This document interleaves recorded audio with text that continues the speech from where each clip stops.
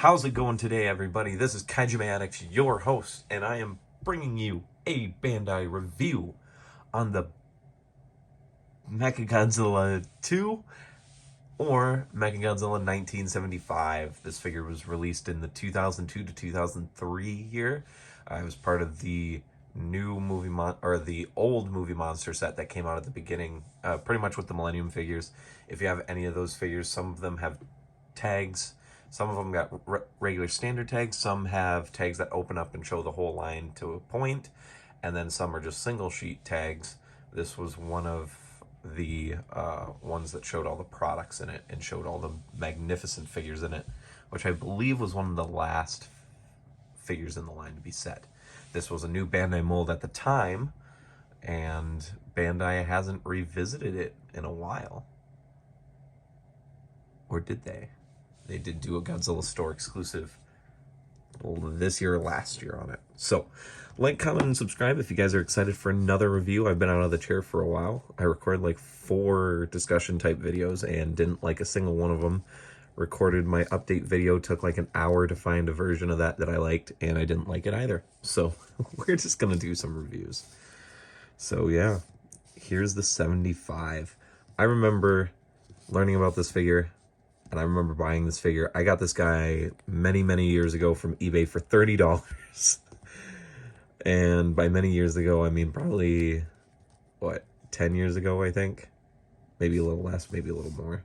It was a super big deal of finding this guy for 30, because I think at G-Fest he was about 70 to 80. So let's bring in that very good detail. Look at just, I can't even say anything. Just look at how good this figure looks.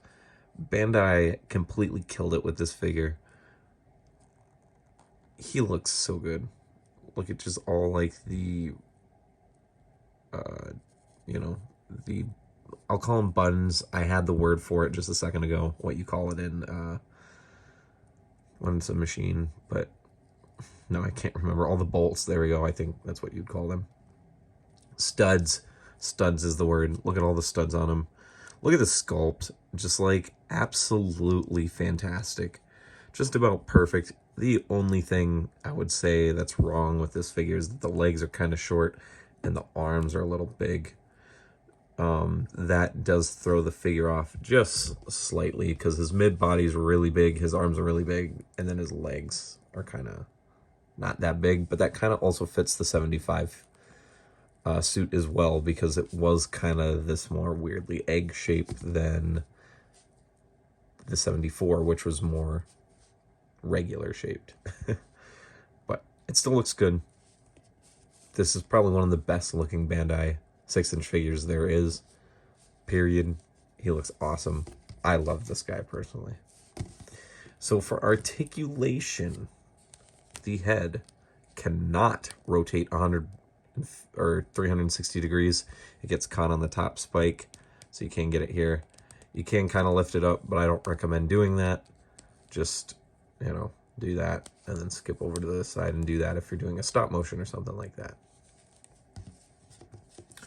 The arms both can go 360. You gotta force them a little bit, but I'm not one to force joints, so they can.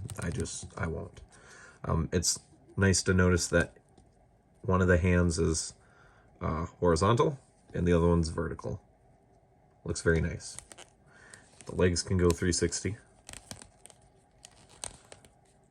And where's the other point of articulation on this figure? Because this guy has more articulation than most. Could you guess? The waist. The waist is articulated. You can also lift up the waist, and now he's more upright. So that's kind of cool. Gives you some variation. Just maybe don't let people see the vinyl lip on the inside. Look at those MG2s. Both arms. Golly, he's so good. He is missing a little bit of paint here for some of the big bolts. But for the most part, this figure just looks incredible. Incredible, dude. I can't even lie. This is one of my favorite Bandais. So he's even got He's got suit sculpt. That's not an issue. That's not a problem with the figure. I can't remember anything today. It's not warping. This is how the figure's sculpted. Look at that. We're looking at his kaiju butt, I know. But look at the creases. It's meant to look like the suit, which is incredible. Let's see. When did 2002 is when this one came out. Okay. I'm doing this thing a little out of order. I'm just trying to mix it up a little bit, not trying to be too cut and paste. I'm trying to change it up a little bit for you guys. All right, so let's get to size comparisons, and then we'll finish out the review. Don't want it to be too long, of course. Here's the 75 Godzilla. Yeah, I mean, that works. I think MechaGodzilla might be just slightly too small. I feel like he's supposed to be a little bit larger, but he's also hunched over, and like I said, the legs are kind of a little bit smaller than they should be. So that works. And then him and Titanosaurus. That looks good. Titanosaurus is supposed to be bigger.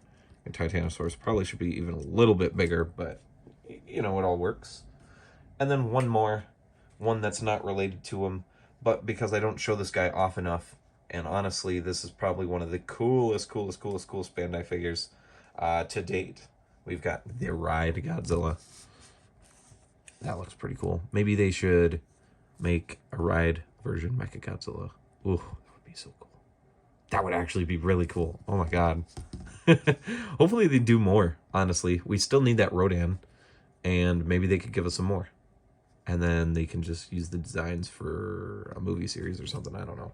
Bandai, don't waste it. These look really cool. All right, so my final thoughts on MechaGodzilla 75. Super cool. I love him. He's great. He does kind of have some proportion issues, but it kind of fits too. They're not like too bad, and they're not too distracting. They definitely fit. They're just a little over exaggerated, but the detail on this figure, the paint on this figure, just the overall aesthetic of this figure is top notch. It's insanity how good this figure looks. He's one of my favorites. So he's gonna get a 8 out of 10. If you guys could find this guy, I think he hovers around the 100 to 120 tagged. So you guys can find one under 100, and you've got the extra cash, or you're willing to, you know, maybe spend a little bit more spending money. I would definitely recommend getting this guy. Definitely one of the ones you want to get. I think him, I mean, we already know Titanosaurus is, and 74 are all up there as the most expensive 6-inch Godzilla vinyls that are from the movie monster series, not counting the memorial box. Especially Titanosaurus and 74 are just like astronomically high. I recently checked how much a movie monster series Titanosaurus sells for, and it's about like $180. 74 doesn't have a designated price, but the lowest one I've seen in like weeks is $250. So yes, I can't wait, man. I can't wait to pull a 74 for cheap, but we'll see. Hopefully you guys enjoyed this video. Like, comment, and subscribe. And I'll just leave you guys with a little bit of a hint here. Pay attention to these next couple reviews coming out, leading up to hopefully next Friday or Saturday or Monday next week. There's a reason why I'm reviewing all these Bandai vinyls. See you guys later. Rock on, stay safe, and if you're anywhere in any of the spots where there's going to be a hurricane, please stay as safe as you can. We're all thinking about you. Peace.